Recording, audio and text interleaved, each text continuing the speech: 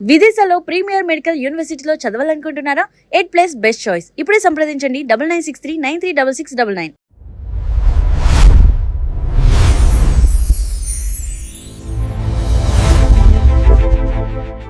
మహాభారత యుద్ధం జరగడానికి సరిగ్గా కొన్ని రోజుల ముందు గుండెల్లో భయంతో రాత్రిపూట నిద్రపట్టక తల్లడిల్లిపోతున్న ధృతరాష్ట్ర మహారాజు మహాత్ముడైన విదురుడిని ఒకే ఒక ప్రశ్న అడుగుతాడు. విదురా, నా మనస్సుకు శాంతినిచ్చే మార్గం చెప్తావా అని. అప్పుడు విదురుడు చెప్పిన పరమార్థమే విదురనీతి. ఇది కేవలం అప్పుడు యుద్ధానికి సంబంధించింది కాదు, ఇప్పటి కార్పొరేట్ ప్రపంచానికి, యువత కెరీర్కు, నిత్య జీవితానికి అవసరమైన ఒక అద్భుతమైన గైడ్. సంపదను ఎలా చూడాలి, వ్యూహాలను ఎలా రచించాలి, అంకెల వెనుక ఉన్న రహస్యాలను ఎలా ఛేదించాలి, మనల్ని మనం ఎలా రక్షించుకోవాలి, ఒక మనిషి జీవితాన్ని పరిపూర్ణంగా ఎలా మార్చుకోవాలి, ఇలా అనేకమైన విషయాలు. అందులో నుండి 4 అద్భుతమైన విషయాలను ఈ ఎపిసోడ్లో చూద్దాం.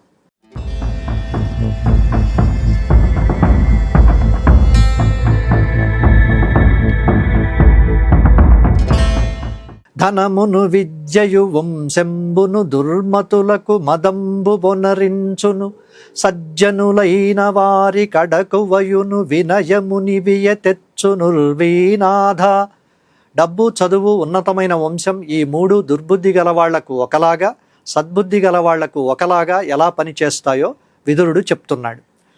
దుర్బుద్ధి ఉన్న వాళ్ళకేమో ఇవి గర్వాన్ని ఇస్తాయి, సద్బుద్ధి ఉన్న వాళ్ళకేమో అణుకువను, వినయాన్ని, లోక గౌరవాన్ని తెచ్చిపెడతాయి. ఈ పద్యంలో ఒక అద్భుతమైన అంతరార్థం దాగుంది. ఇక్కడ దుర్మార్గులు అంటే కౌరవులు, సన్మార్గులు అంటే పాండవులు. ఈ ఇరు వర్గాలకు ధనముంది, విద్యాబలముంది, కురువంశం అనే గొప్ప నేపథ్యం ఉంది. కానీ ఆ అదృష్టాలు దుర్యోధనుడికి చేరినప్పుడు అవి మదంగా మారాయి. అదే ధర్మరాజు దగ్గరికి వచ్చేసరికి దమంగా మారాయి. అక్షరాలు తిరగేస్తే మదం దమం అవుతుంది. మదం అంటే అహంకారం, వినాశనం. దమం అంటే ఇంద్రియ నిగ్రహం, మనోనిగ్రహం. తెలుగులో విదురుడు చెప్పిన అడకువ అంటే దమం, వినయం అంటే శమం, అంటే ఎంత ఎదిగినా ఒదిగి ఉండే గుణం. ఈ రోజుల్లో కూడా మనం ఈ 2 రకాల మనుషులను చూస్తూనే ఉంటాం. కొందరికి కొద్దిగా బ్యాంకు బ్యాలెన్స్ పెరగగానే, ఒక పెద్ద డిగ్రీ చేతికి రాగానే, లేదా సమాజంలో కాస్త గుర్తింపు రాగానే చుట్టుపక్కల మనుషులు పురుగుల్లా కనిపిస్తారు. డబ్బే సర్వస్వం అనుకుని హద్దులు దాటుతారు. అది దుర్మతుల లక్షణం. కానీ నిజమైన మేధావులు, సంస్కారవంతులు ఎంత పెద్ద పదవిలో ఉన్నా, ఎంత సంపాదిస్తున్నా ఎదుటి మనిషిని గౌరవిస్తారు. వారి చదువు సమాజానికి ఉపయోగపడుతుంది, కానీ ఇతరులను కించపరచడానికి కాదు. సంపద పెరిగే కొద్దీ వినయం పెరగడమే నిజమైన సజ్జన లక్షణం. గుర్తుంచుకోండి, సంపద, జ్ఞానం మిమ్మల్ని అహంకారిగా మారుస్తున్నాయా లేదా వివేకిగా మారుస్తున్నాయా అన్నది మీకు మీరే నిర్ణయించుకోవాలి, మీకు మీరే సమీక్షించుకోవాలి. మదం వైపు వెళ్ళాలా, దమం వైపు నిలుస్తారా అన్నది మీరే ఆలోచించుకోండి. యుద్ధంలో గెలవాలంటే శారీరక బలం, అత్యాధునిక ఆయుధాలుంటే సరిపోతుందా? 100ల కొద్దీ అస్త్రాలు చేయలేని పనిని కేవలం ఒక్క వ్యూహం చెయ్యగలదా? ఆయుధ బలం కంటే ఆలోచనా బలం ఎందుకు గొప్పదో వివరిస్తూ విదురుడు చెప్పిన ఒక పొలిటికల్ మాస్టర్ క్లాస్ ఇది. నేటి ఆధునిక బిజినెస్ గెరిల్లా వ్యూహాలకు, రాజకీయాలకు అక్షరాలా సరిపోయే ఆ విదురనీతి ఏంటో చూద్దాం.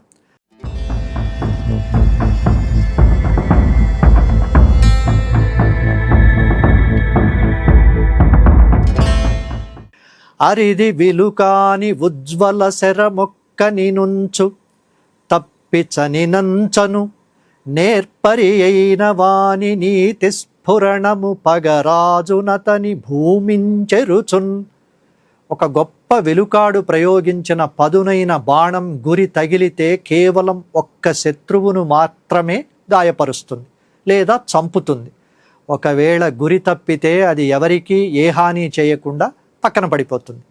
కానీ వ్యూహరచన తెలిసిన ఒక మేధావి ప్రయోగించే రాజనీతి అనే అస్త్రం శత్రు రాజుతో పాటు అతడి మొత్తం సామ్రాజ్యాన్ని నిలువునా దహించి వేస్తుంది. ఈ పద్యానికి మహాభారతంలో ఒక కీలకమైన ప్రకరణోచితమైన తాత్పర్యం ఉంది. ఇక్కడ దుర్యోధనుడు కేవలం శారీరక బలాన్ని, అక్షౌహిణుల సైన్యాన్ని, ఆయుధ ప్రయోగాన్ని నమ్ముకున్నాడు. మా దగ్గర భీష్ముడు, ద్రోణుడు, కర్ణుడు ఉన్నారు, పాండవులను ముక్కలు ముక్కలుగా నరికేస్తామనుకున్నాడు. అంటే అతడు బాణబలాన్ని నమ్మాడు. కానీ ధర్మరాజు నమ్ముకున్నది ధర్మనీతి ప్రయోగాన్ని. విదురుడు ఇక్కడే ధృతరాష్ట్రుడిని హెచ్చరిస్తున్నాడు. రాజా, నీ కొడుకు సైన్యం పాండవులలో కొందరిని చంపగలదేమో కానీ ధర్మరాజు వెనుక ఉన్న రాజనీతి వ్యూహం కౌరవ వంశాన్ని, వారి మొత్తం రాజ్యాన్ని సమూలంగా తుడిచిపెట్టేస్తుంది అని. కాలం అదే నిజమని నిరూపించింది. నేటి కార్పొరేట్ యుద్ధాల్లో కూడా ఇదే సూత్రం పనిచేస్తుంది. మార్కెట్లోకి వందల కోట్లు కుమ్మరించి భారీగా అడ్వర్టైజ్మెంట్లు ఇచ్చి శారీరక బలం చూపించే కంపెనీలు కొన్ని రోజులు మాత్రమే తట్టుకోగలవు.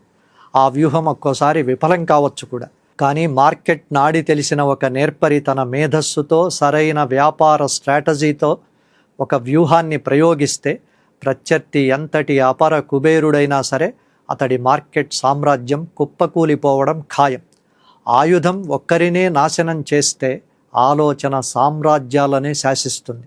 అందుకే జీవితంలో అయినా వ్యాపారంలో అయినా కేవలం ఆవేశంతో కూడిన బలప్రయోగాన్ని కాదు, ఆలోచనతో కూడిన నీతిని, స్ఫూర్తిని నమ్ముకోండి. విజయం మీదే అవుతుంది.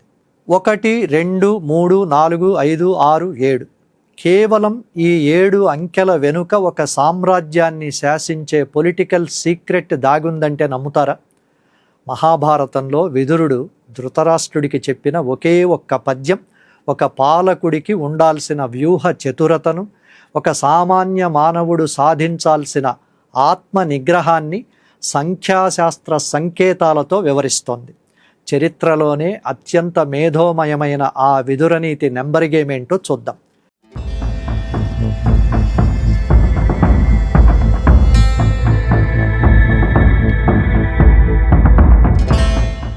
ఒకటి గొని రెంటి నిశ్చలయుక్తి చేర్చి 3-4 కడు వశ్యములుగ చేసి ఏనిటిని గెల్చి 6 నెరిగి 7 విడిచి వర్తించువాడు వివేకధనుడు. పైకి కేవలం అంకెలలా కనిపించే ఈ పద్యంలో 3 రకాల లోతైన అర్థాలు దాగున్నాయి. మొదటిది ఒక పాలకుడికి ఉండాల్సిన రాజనీతి.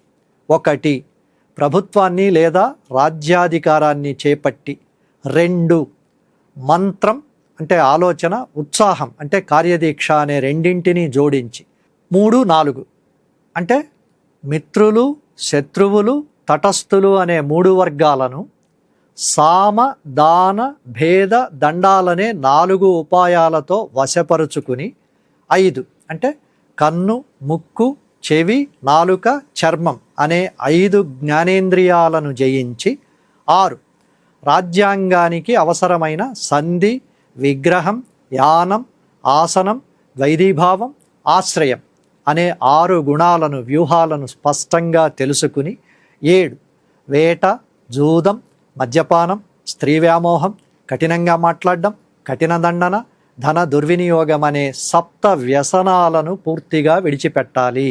ఇలా ప్రవర్తించే రాజే నిజమైన వివేకధనుడు అని విదురుడి మొదటి వ్యాఖ్యానం. కానీ ఈ పద్యం కేవలం రాజులకే కాదు, సామాన్యుడి జీవితానికి, ఆధ్యాత్మికతకు కూడా అన్వయించవచ్చని మన పెద్దలు జనహిత వ్యాఖ్యలో చెప్పారు. మరో కోణంలో చూస్తే 1 అంటే బుద్ధి, దానికి వాక్కు, క్రియ అనే 2 జోడించి ధర్మార్థ కామాలనే 3 బ్రహ్మచర్య, గార్హస్థ్య, వానప్రస్థ, సన్యాసాలనే 4 ఆశ్రమ ధర్మాలతో వశపరుచుకోవాలి. 5 కర్మేంద్రియాలను గెలిచి 6 సత్కర్మలను తెలుసుకుని ప్రకృతి వికారాలనే 7 విడిచిపెట్టినవాడే యోగి.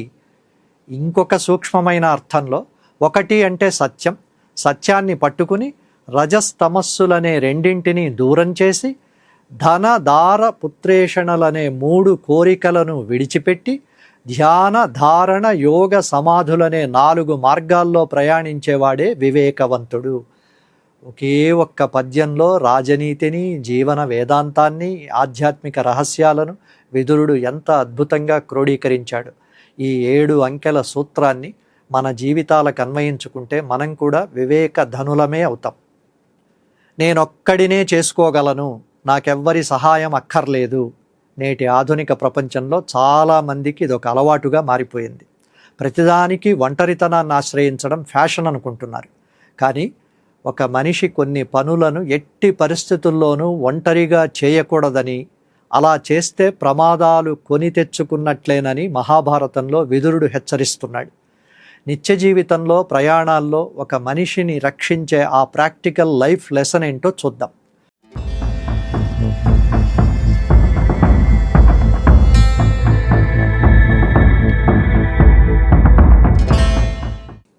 విను మధురాహారంబులుగొనుటయు పెక్కండ్రు నిద్రగూరిన ఎడ మేల్కని ఉనికియు కార్యాలోచనము తెరువు నడచుటయును చనదొక్కనికెన్.